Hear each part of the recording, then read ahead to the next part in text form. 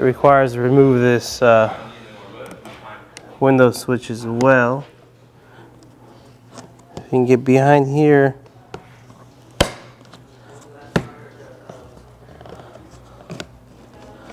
It's on a clip system, so it will be the little clips right here and one in the back.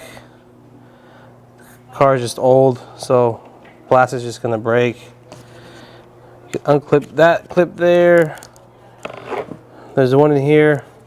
I can't get to it by hand, so you use a screwdriver to push on the tab and just pull it out. And there you go, your master switch.